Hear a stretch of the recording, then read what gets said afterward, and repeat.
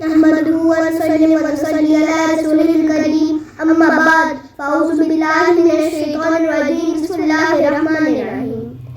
बेटी की मोहब्बत से महकता है घराना, बेटी की मोहब्बत से महकता है घराना, बेटी तो है अल्लाह का अनमोल खजाना।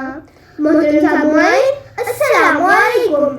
आज का मेरा मौजूद सुमन है बेटी, एक ऐसा लफ्ज़ जो सुनते ही दिल मोहब्बत और शफ़क़त से भर जाता है। बेटी वो रहमत है जो घर को रोशन करती है, दिलों को जोड़ती है, वो माँ की मोहब्बत का आईना और बाप की खुशियों का महल होती है। बेटी वो नेमत है कि जब हज़रत फ़ातिमा रज़ियल्लाहु ताला अन्हा तशरीफ आती थी तो अल्लाह ताला के महबूब हज़रत मोहम्मद मुस्तफ़ा सल्लल्लाहु अलैहि वसल्लम इस्तकबाल को उठ खड़े होते थे कि मेरी बेटी आई है।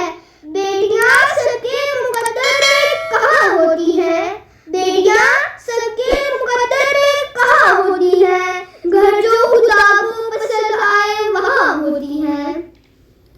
हुज़ूर नबी करीम सल्लल्लाहु अलैहि वसल्लम ने फरमाया, जिस शख्स ने दो बेटियों की परवरिश की और उनके बाल होने तक उनका ख्याल रखा, वो शख्स जन्नत में मेरे साथ होगा। कुरान मजीद में अल्लाह ताला फरमाते हैं, जिसे अल्लाह चाहता है बेटी अता फरमाता है और जिसे चाहता है बेटा अता फरमाता है। अजीज साथियों, बेटियां हमेशा वालिदैन के दिलों के करीब होती हैं, माँ बाप के लिए दुआ का खजाना होती है। खुदा का खास इनाम है बेटियां, खुदा का खास इनाम है बेटियां, सिर्फ प्यार का पैगाम है बेटियां। जन्नत के दरवाजे पर खुशबू की तरह, जन्नत के दरवाजे पर खुशबू की तरह, माँ बाप का आराम है बेटियां। सदर महफिल, आज के दौर में बेटियां हर मैदान में लोहा बनवा रही हैं। तालीम, सेहत और साइंस में भी वो मर्दों के शाना बशाना चल रही है।